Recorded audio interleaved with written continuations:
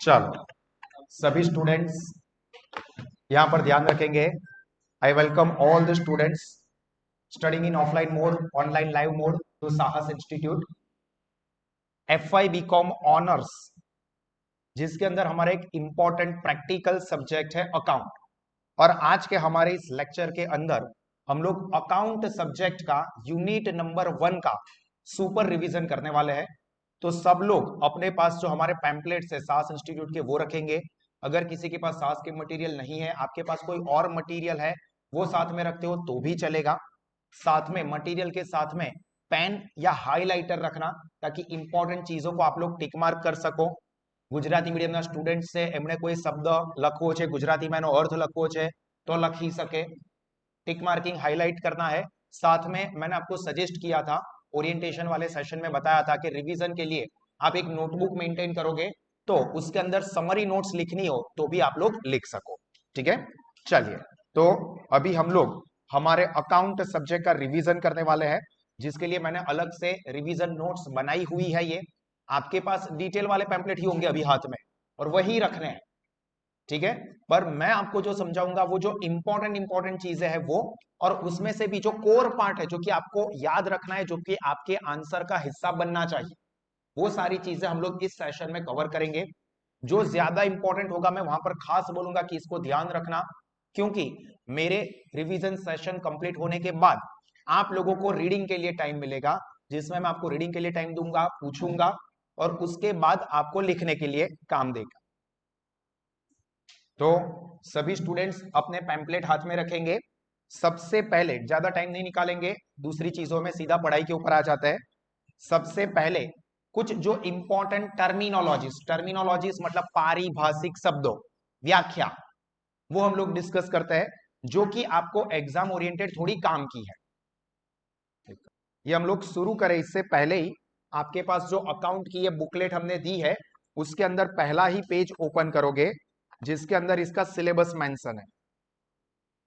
ठीक है, तो यहां पर जो इंपॉर्टेंट चीजें लिखी हुई है वो सारी चीजें हम लोग कवर करेंगे। Meaning, scope of accounting, branches of accounting, basis of accounting, users of accounting information, capital and revenue items, उसके बाद accounting framework, accounting cycle, business transactions and source document यानी कि वाउचर, ये हमारे सिलेबस का हिस्सा है। ठीक है, इसके अलावा भी कुछ चीजें हैं जो कि आपके यूनिवर्सिटी के सिलेबस का पार्ट अपीरेंटली नहीं है, बट एग्जाम में, एमसीक्यू में और डिस्क्रिप्टिव में वो चीजें आ सकती है, क्योंकि वो फंडामेंटल चीजें है जो आपको 11th-12th में आई है। तो वो भी हम लोग ये रिवीजन वाले सेशन में कवर करेंगे। आपको खास ये देखना है कि ये सारे के सारे टॉपिक कवर हो गए ना एग्जाम ओरिएंटेड, ये इंपॉर्टेंट चीज है। इसके अलावा कुछ एक्स्ट्रा चीजें जो हमें लगती है कि आपके स्ट्रॉन्ग फाउंडेशन के लिए और यूनिवर्सिटी में एग्जाम के लिए इंपॉर्टेंट है, वो चीजें भी मैं आपके साथ डिस्कस करवाऊंगा। वो थोड़ी ज्यादा स्पीड में ले लेंगे, जैसे कि अकाउंटिंग टर्मिनोलॉजीज जो है, पारिभाषिक शब्दों जो आपको 11th स्टैंडर्ड में आते थे, वो आपके सिलेबस का हिस्सा नहीं है, बट कुछ इंपॉर्टेंट टर्मिनोलॉजीज जो आपको पता होनी चाहिए वो मैं आपके साथ डिस्कस करूंगा, क्योंकि अकाउंट में वो सारे वर्ड्स बहुत बार यूज होते हैं। ठीक है, सबसे पहले अकाउंटिंग का मीनिंग, ये आपके सिलेबस का हिस्सा है। देखो मीनिंग पहला ही लिखा है, बट वो सिर्फ अकाउंटिंग का मीनिंग है। तो अकाउंटिंग की जो डेफिनेशन है वो हमें दो दी हुई है, जो कि आप 11th स्टैंडर्ड में भी पढ़े हुए थे, जिसमें से सबसे पहली डेफिनेशन जो है वो दी है AICPA ने, जिसका फुल फॉर्म आपके लिए इंपॉर्टेंट है। Full form important for exam. अभी मैं हर बार ऐसा नहीं लिखूंगा, हम वहां पर इंपॉर्टेंट का टिक मार्क कर देंगे। जहां पर इंपॉर्टेंट का टिक मार्क हम लोग कर रहे हैं वहां पर समझने का कि ये एग्जाम के लिए इंपॉर्टेंट है। ठीक है, या आप लोग ऐसा भी कर सकते हैं, most important, very important, important, 3 category, बाकी सब सिर्फ रेफरेंस के लिए पढ़ लेंगे। इस तरह से आप लोग टिक मार्किंग कर सकते हो, most important, very important, important, और बाकी जिसमें कुछ नहीं लिखा है वो रेफरेंस के लिए पढ़ लेने का। ये मैं लिखूंगा इंपॉर्टेंट कैटेगरी में, not most important, not very important. तो AICPA का फुल फॉर्म, ये आपको काम लग सकता है, क्या है full form? American institute of certified public accountant. ये ध्यान रखना, अभी सपोज MCQ में पूछेंगे ना तो इस तरह से दे देंगे कि AICPA stands for American institute of certified public account, accounting, accountancy, accountant. अब सर ये तो सारे चाइनीज लग रहे हैं, सब सेम लग रहा है, पता ही नहीं चल रहा है कि क्या आंसर करेक्ट होगा, क्योंकि आपने अमेरिकन इंस्टीट्यूट ऑफ सर्टिफाइड इतना याद रखा ना, मतलब ओके अमेरिका की जगह पर अफ्रीका कर देना तो नहीं आएगा, ऐसा याद रख लेते हैं, बट वो लास्ट में ट्विस्ट कर सकते हैं, अकाउंटेंट की जगह पर अकाउंटिंग, अकाउंटेंसी, अकाउंट कर दे, तो ध्यान रखना है American institute of certified public accountant. अब ये डेफिनेशन में क्या कहा है, तो अकाउंटिंग इज एन आर्ट, मैं यहां पर समरी भी टिक कर रहा हूं, लिख रहा हूं, जो मैंने इंपॉर्टेंट चीज है वो बोल्ड की हुई ही है, art of recording, classifying and summarising. क्या कहा है, accounting is an art of recording मतलब लिखना, क्लासिफाइंग एनु वर्गीकरण करવું, एंड समराइजिंग कैसे, in a significant manner and in terms of money, significant and in terms of money, क्या, transactions and events which are in part at least of financial character, मतलब जो financial character रखता हो ऐसे transaction and event, financial character रखता हो मतलब जिसमें मनी इन्वॉल्व हो, एंड इंटरप्रिटिंग रिजल्ट देयरऑफ, और उसका जो रिजल्ट है उसका इंटरप्रिटेशन करना, इंटरप्रिटेशन करवानो मतलब है ना ऊपर थी तारण काढवा, इंटरप्रिटेशन मतलब तारण काढવું, ठीक है। देखो मैं इंग्लिश, हिंदी एंड गुजराती तीनों लैंग्वेज यूज करूंगा, English medium students, Hindi medium students को कोई दिक्कत नहीं होगी, साथ में गुजराती मीडियमના છોકરાઓ છે એમને તકલીફ ના પડે, એટલે અમુક શબ્દોનું હું ગુજરાતી પણ વર્ડ બોલીશ એટલે તમે લખી શકો, તમે ફરીથી જ્યારે વાંચો, વિડિયો જુઓ તો તમને બધા કોન્સેપ્ટ ખબર પડે। તો ક્વિકલી એક બાર, according to AICPA accounting is an art of, क्या तीन चीजें हैं, रिकॉर्डिंग, क्लासिफाइंग एंड समराइजिंग, कैसे, in a significant manner and in terms of money, क्या, transactions and events which are in part at least of financial character. अभी sir ये word याद नहीं रहता है तो चलेगा, ये एक्स्ट्रा है, ये अगर आप नहीं भी लिखते हो तो चलेगा, which are in part at least of financial character, ये आप नहीं भी लिखते हो तो चलेगा क्योंकि ऊपर आ चुका है इन टर्म्स ऑफ मनी, ठीक है, ये आना चाहिए, इंटरप्रेटिंग रिजल्ट देयरऑफ। दूसरी डेफिनेशन जो दी है वो अमेरिकन स्टैंडर्ड काउंसिल ने दी है, वो डेफिनेशन आपको याद रखने की जरूरत नहीं है, बट उसका फुल फॉर्म आपको काम लग सकता है एमसीक्यू के एंगल से, ASC American standard council, full form के एंगल से काम का है, ठीक है। ASC स्टैंड्स फॉर अकाउंटिंग, क्या स्टैंडर्ड आगे बोल रहा हूं, अकाउंटिंग नहीं है, अमेरिकन है, अमेरिकन स्टैंडर्ड काउंसिल, एक्टिव रहो, मैं जो भी बोलूं हाँ हाँ हाँ, वो नहीं करना है, बेयर बाइसेप्स वाला वो थोड़ी देख रहे हैं, बेयर बाइसेप्स जो भी है हाँ हाँ करते रहना है। ASC stands for American standard council and AICPA stands for American institute of certified public accountant, बोलो बोलो बोलो। अभी उसके बाद ये जो कुछ टर्मिनोलॉजीज है, इसके लिए मैंने यहां पर आपको समरी नोट दिया, आपके पैम्पलेट के अंदर सारी की सारी टर्मिनोलॉजीज मतलब पारिभाषिक शब्दों व्याख्या आपेली है, वो सारी की सारी चीजें हमने पढ़ा भी दी है आपको, वो सारी की सारी डेफिनेशन के डिटेल वीडियो एप्लीकेशन पे रखे हुए हैं, this is not part of syllabus but fundamental के लिए जरूरी है इसलिए सारी चीजें पढ़ाई थी।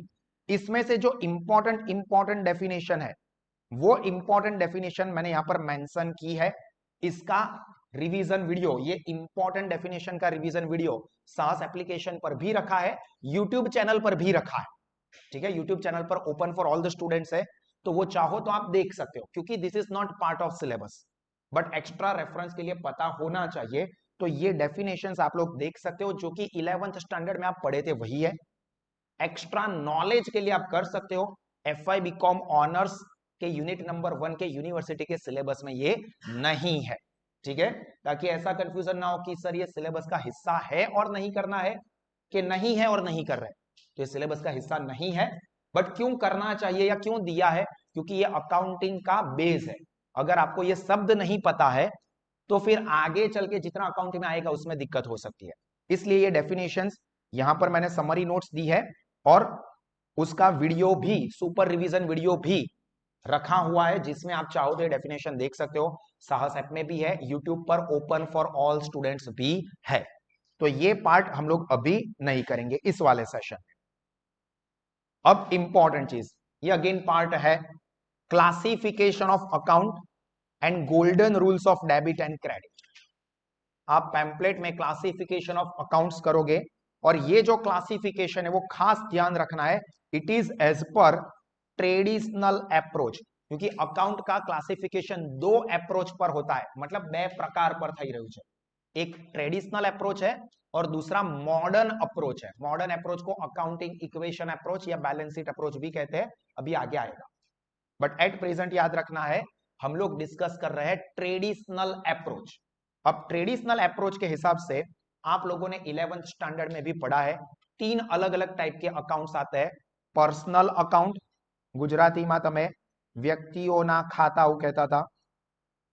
उसके बाद होता है रियल अकाउंट, माल मिलकतना खाता, एंड नॉमिनल अकाउंट, उपज खर्चना खाता। ठीक है, तो सबसे पहला है पर्सनल अकाउंट। अब पर्सनल अकाउंट में भी तीन कैटेगरी आती है। एक होता है नेचुरल पर्सन। नेचुरल पर्सन मतलब जीवंत व्यक्ति, તમારા કે મારા જેવું, ઇવન જો એમની ડેથ થઈ ગઈ હોય તો પણ એ નેચરલ પર્સનમાં જ આવે। For example Bhavin sir's account, Amitabh Bachchan account, Mahatma Gandhi account. अभी महात्मा गांधी की डेथ हो गई है but Gandhi ji was a person, real person, तो वो आएगा नेचुरल पर्सन। शायद एमसीक्यू में आपको काम लगे या इसके ऊपर नोट आपको पूछे, क्योंकि एग्जाम के अंदर डिस्क्रिप्टिव भी आएगा तो आपको लिखना पड़ सकता है। तो पहला है natural person which includes living human being, मतलब जीवंत व्यक्तियों। अभी उसके एग्जाम्पल आप लिख सकते हो। अगर आपको डिस्क्रिप्टिव में पूछा है, फॉर एग्जाम्पल आपका नाम लिख दोगे, कोई एक दो एक्टर एक्ट्रेस का नाम लिख दोगे, कोई एक आध पॉलिटिशियन का नाम लिख दोगे, तो वो उसके एग्जाम्पल हो गए। Then artificial person. Artificial person मतलब कृत्रिम व्यक्ति। कृत्रिम व्यक्ति मतलब आर्टिफिशियल पर्सन, जिसके अंदर क्या आएगा, नेम ऑफ ऑर्गेनाइजेशन। कोई नेचुरल पर्सन नहीं होगा बट कोई ऑर्गेनाइजेशन होगा जो कि नॉन ह्यूमन होता है। For example Sahas institute, for example MS university, Maharashtra ससरानी यूनिवर्सिटी के, स्टेट बैंक ऑफ इंडिया की, Bank of Baroda, Reliance Industries, ये सब क्या है, नेम ऑफ ऑर्गेनाइजेशन। तो ये आते हैं आर्टिफिशियल पर्सन, कृत्रिम व्यक्ति। नेम ऑफ ऑर्गेनाइजेशन आपको याद रखना है, संस्थानों नाम हसे, इट मींस कि वो आर्टिफिशियल पर्सन है। And third, representative person. Representative मतलब जो किसी और चीज को रिप्रेजेंट करता है, जिसका मोस्ट कॉमन एग्जांपल होता है कैपिटल एंड ड्राइंग। जो किसको रिप्रेजेंट करता है, ओनर को रिप्रेजेंट करते हैं। कैपिटल मतलब मूड़ी, ड्राइंग मतलब उपाड़। तो ऊपर टर्मिनोलॉजी में आया है कैपिटल, एनी कैश असेट्स और goods brought in business by the owner is called capital. ધંધાનો માલિક ધંધામાં જે પણ રોકડ માલ કે મિલકત લાવે છે તેને મૂડી કહેવાય। તો મૂડી ઓનરને એટલે કે માલિકને રિપ્રેઝન્ટ કરે છે। સેમ ચીઝ drawing, any cash assets or goods withdrawn from the business by owner for his personal use, then it is called drawing। तो ड्राइंग ओनर को रिप्रेजेंट करता है, तो वो रिप्रेजेंटेटिव पर्सनल अकाउंट हुआ। कौन सा, कैपिटल ड्राइंग। और उसके अलावा कोई भी इनकम या एक्सपेंस के अकाउंट जिसके आगे या पीछे कोई प्रीफिक्स या सफिक्स लगा हुआ हो, जैसे कि आउटस्टैंडिंग एक्सपेंस। अभी फॉर एग्जांपल सैलरी, पगार, तो ये एक्सपेंस है, बट आउटस्टैंडिंग सैलरी बोला, चुकववानो बाकी पगार, तो आगे आउटस्टैंडिंग वर्ड ये एक्स्ट्रा है। प्री रिसीव्ड कमीशन, तो कमीशन ये इनकम या एक्सपेंस है, प्री रिसीव्ड ये एक्स्ट्रा वर्ड है। तो जो भी नॉमिनल अकाउंट के आगे, नॉमिनल मतलब इनकम और एक्सपेंस के अकाउंट के आगे या पीछे कोई प्रीफिक्स या सफिक्स लगता है, मतलब एनी આગળ, प्रीफिक्स मतलब આગળ अथवा सफिक्स मतलब પાછળ કોઈ एक्स्ट्रा शब्द लाग्यो છે तो એ પણ रिप्रेजेंटेटिव पर्सन માં આવશે। Like outstanding salary, pre received commission, accrued interest etcetera. Most important चीज इसके गोल्डन रूल, जो कि आपको पता ही है, सर अकाउंट में बस इतना ही पता है। Golden rule of personal account, debit the receiver, credit the giver. Gujarati में તમે એવી રીતે લખતા હતા, લેનાર ખાતે ઉધાર, आपनार खाते जमा, debit the receiver, credit the giver. ये रूल है पर्सनल अकाउंट के, चाहे वो नेचुरल पर्सन हो, आर्टिफिशियल पर्सन हो या रिप्रेजेंटेटिव पर्सन हो। उसके बाद सेकंड जो टाइप है ट्रेडिशनल क्लासिफिकेशन के हिसाब से, that is real account. Real account ગુજરાતીમાં તમે આને ઓળખતા હતા માલ મિલકતના ખાતા, નામમાં જ ખબર પડી જાય છે, माल मतलब गुड्स અને મિલકત એ આવે છે इंग्लिश में। हम लोग यहाँ पर याद रखने के लिए लिखेंगे गुड्स एंड असेट।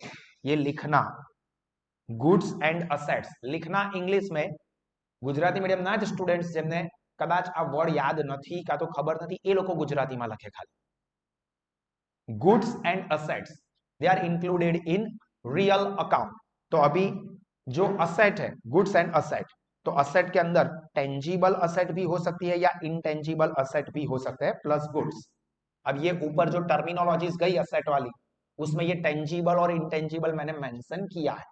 टेंजिबल मतलब दृश्य, इनटेंजिबल मतलब अदृश्य।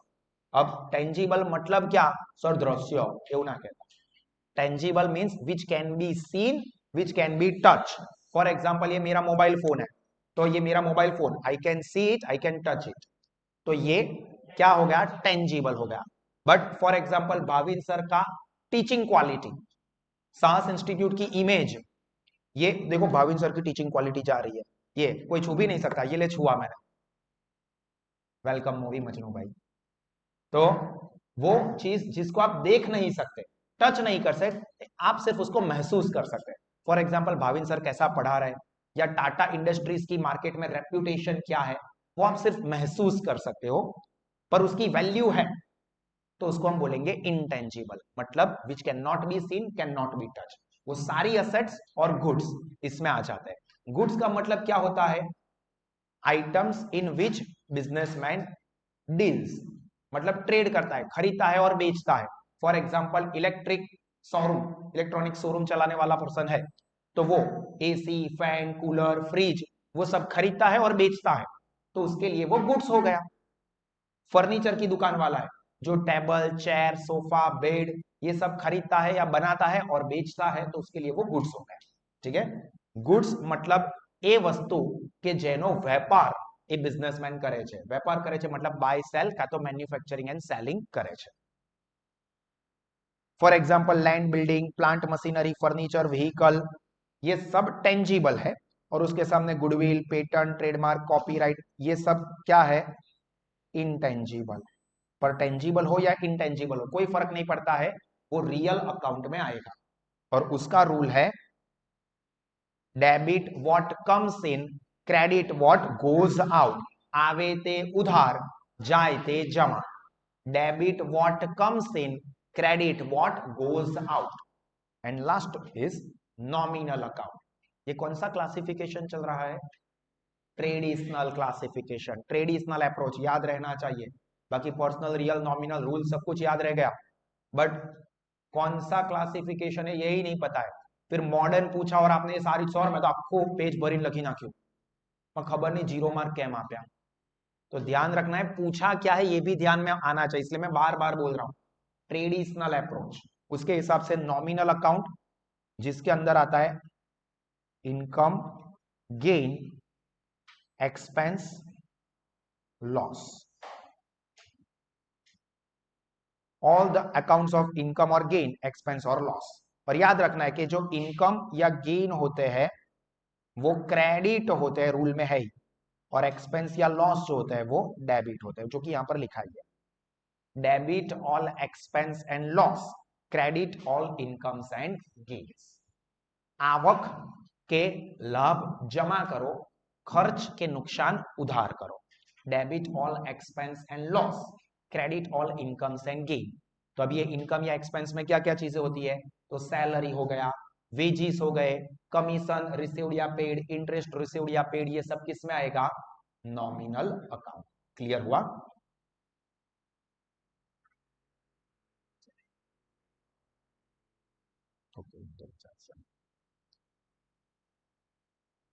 चलो यहां तक की चीजें सबको क्लियर हुई? ऑनलाइन में सभी स्टूडेंट्स को समझ में आया है यहां तक? थम्स अप कर देंगे ऑनलाइन में। जिनको भी समझ में आ गया है यहां तक थम्स अप करेंगे, कोई डाउट है तो हैंड रेज करेंगे, तो मैं आपको या चैट में लिख सकते हो डाउट हो तो। चलो ऑफलाइन में यहां पर जो बैठे हैं सब लोग क्लियर, चीजें परफेक्ट, आगे बढ़े। अभी मैं सिर्फ समझा रहा हूं, पढ़ने के लिए टाइम आपको ये सेशन कंप्लीट करने के बाद दूंगा, ठीक है। आपको पता ये शेड्यूल दिया हुआ है कि पहले हम लोग यहाँ पर रिवीजन करवाएंगे, फिर 45 मिनट्स आपको पढ़ने के लिए टाइम मिलेगा, और फिर आपको लिखना है, ठीक है। जो टॉपिक हम लोग बोले वो प्रिपेयर करके लिखना है, वो कैसे लिखना है वो गाइड करेंगे, डोंट वरी। चलिए, अब जैसे हमने ट्रेडिशनल अप्रोच समझा, वैसे ही अकाउंट के क्लासिफिकेशन का एक दूसरा भी अप्रोच है, जो कि है अकाउंटिंग इक्वेशन अप्रोच या बैलेंस शीट इक्वेशन अप्रोच, और इसी को मॉडर्न अप्रोच भी कहा जाता है।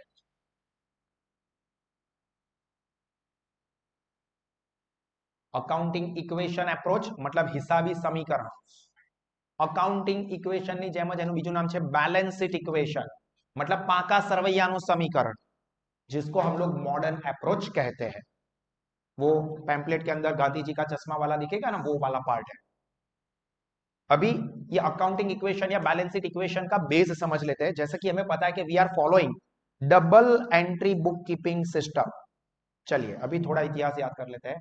Double entry book keeping system के पिताजी का नाम किसने इंट्रोड्यूस की थी? Luca Pacioli. याद रहना चाहिए, एमसीक्यू में काम लग सकता है। कौन से ईयर में? 1494 एडी। याद रखना, क्योंकि 1914 बहुत सारे स्टूडेंट्स कंफ्यूज हो जाते हैं। 1914, 1414 इस तरह से सब कुछ कंफ्यूजिंग वर्ड्स देंगे। तो 1494 एडी इटली के मैथमेटिशियन ल्यूका पैसियोली ने ये double entry book keeping system के बारे में सबसे पहले अपनी ये मैथमेटिक वाली बुक में इंट्रोड्यूस किया था, मेंशन किया था। अब जैसा कि पता है कि ये डबल एंट्री सिस्टम द्विनोंधी पद्धति हो गुजराती में, उसके अंदर हर एक ट्रांजैक्शन की दो इफेक्ट होती है, नाम से ही पता चल जाता है। डबल एंट्री तो दो एंट्री होती है, एक एंट्री होती है डेबिट, एक एंट्री होती है क्रेडिट। अब यहां पर दो एंट्री का मतलब ये नहीं कि सिर्फ एक ही अकाउंट डेबिट हो और एक ही अकाउंट क्रेडिट हो, एक से ज्यादा भी डेबिट हो सकते हैं, एक से ज्यादा क्रेडिट भी हो सकते हैं। मतलब ये होता है कि डेबिट और क्रेडिट दोनों की अमाउंट इक्वल होगी।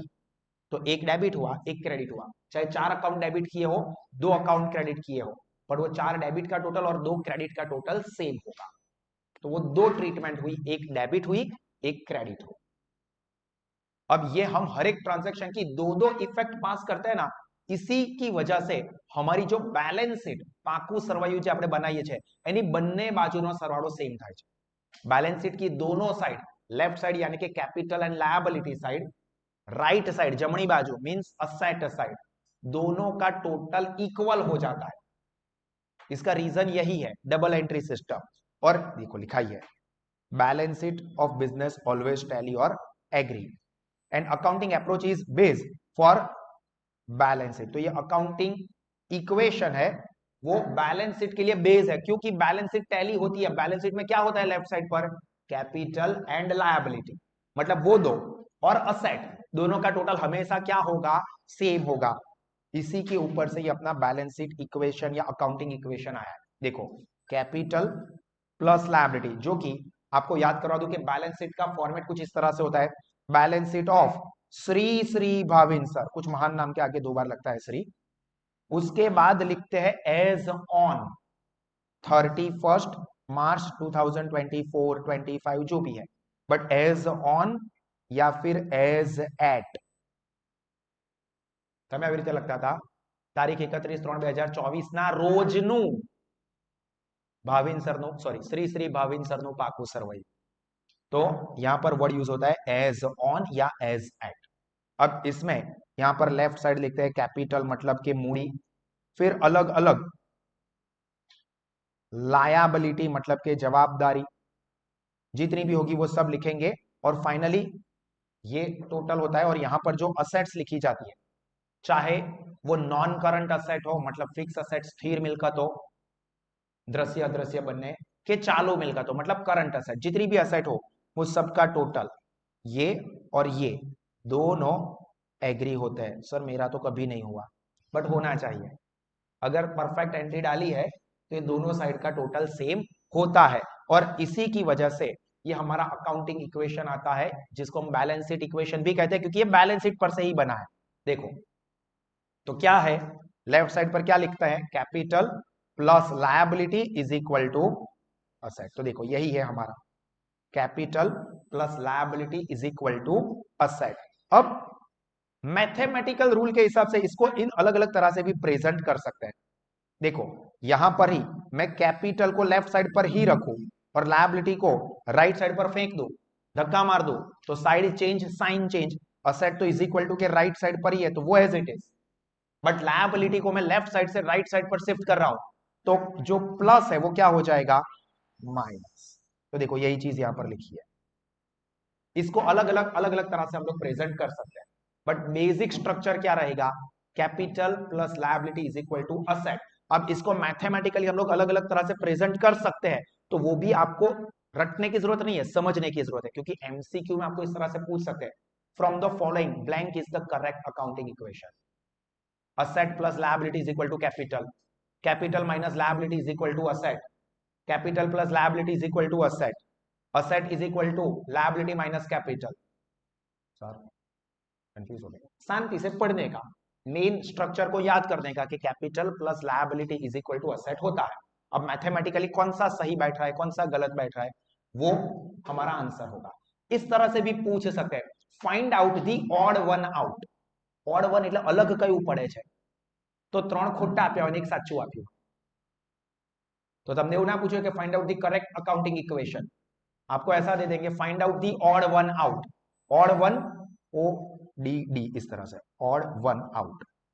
ऑड वन मतलब अलग कયું પડે છે, वो ऑड लागे છે मतलब बहुत अलग लग रहा है, तो ये चार ऑप्शन दिए उसमें से आपको अलग क्या लग रहा है, तो तीन गलत होंगे एक सही होगा, तो सही वाला क्या हो गया, ऑड वन। इस तरह से आपको फाइंड आउट करने का आ सकता है एमसीक्यू। एमसीक्यू के सेशंस भी होंगे, ये हम लोग अभी कंप्लीट रिवीजन कर रहे हैं, इसके साथ साथ मैं आपको गाइड कर रहा हूं कि कहां से किस तरह से एमसीक्यूज हो सकते हैं, डिस्क्रिप्टिव में क्या लिखना है, बट एमसीक्यू के सेशन अलग से भी होंगे। अब ये मॉडर्न अप्रोच या अकाउंटिंग इक्वेशन अप्रोच या बैलेंस शीट इक्वेशन अप्रोच के हिसाब से जो अकाउंट्स है उसको 5 कैटेगरी में बाइफरकेट किया जाता है। जैसे ट्रेडिशनल अप्रोच के हिसाब से पर्सनल, रियल, नॉमिनल था, मॉडर्न अप्रोच के हिसाब से 5 कैटेगरी है, liability, income, capital, asset, expense. याद रखना थोड़ा डिफिकल्ट लग सकता है, तो इसके लिए मैंने एक ट्रिक बनाई है जिससे आपको नाम भी इजीली याद रह जाएंगे और उसके डेबिट क्रेडिट के रूल भी इजीली याद रह जाएंगे। तो ये जो नाम है 5 नाम, उसमें से आपने LIC नाम सुना है, yes sir, life insurance corporation, बहुत सुना है LIC, तो इसी से आप 3 नाम याद रख सकते हो। L means liability, I means income, C means capital. LIC liability, income, capital, ये इसका एक ग्रुप है क्योंकि उसका डेबिट क्रेडिट का रूल अलग है। और दूसरी जो कैटेगरी है, इंग्लिश ना स्वर कया, AEIOU, तो पहले दो याद रखो सिर्फ, AEIOU छोड़ दो, AEIOU में से पहले दो A and E, asset and expense, तो AE asset expense, LIC liability, income, capital. अब इसका रूल क्या है, तो असेट एंड एक्सपेंस, ये सिर्फ आपके रेफरेंस के लिए मैंने IOU लिख दिया है ताकि पता चले हाँ इंग्लिश ना स्वर આપણે યાદ રાખી રહ્યા છે। असेट और एक्सपेंस का याद रखना कि बेसिकली डेबिट बैलेंस होता है, असेट અને एक्सपेंस ની सामान्य रीते उधार बाकी હોય, तो अगर असेट या एक्सपेंस इंक्रीज होता है तो उसको डेबिट ही करेंगे, ओरिजिनल बैलेंस डेबिट होता है, ओरिजिनल बैलेंस डेबिट होता है, तो अगर इंक्रीज होता है तो डेबिट ही करेंगे, डिक्रीज होता है तो क्रेडिट करेंगे। असेट या एक्सपेंस डिक्रीज होता है तो उसको क्रेडिट करेंगे। क्या याद रखना है, इंक्रीज तो डेबिट, यहां पर ही आप एरो करके लिख सकते हो, increase debit, decrease credit. Summary note आप लिख सकते हो इस तरह से, AE दो arrow, increase debit, decrease credit, यहां पर रेफरेंस के लिए ओरिजिनल डेबिट बैलेंस होता है। और सिमिलरली LIC की अगर हम बात करें, LIC ओरिजिनली क्रेडिट बैलेंस होता है, जो लायबिलिटी जवाबदारी, इनकम, कैपिटल मूडी, सामान्य रीते हमेशा जमा बाकी ज होय, ये बेसिक चीज है। आई होप कि इतना तो आपको पता ही होगा। ना याद हो तो आगे के सेशंस वीडियो सास ऐप पर रखे, उसमें ये सारी चीजें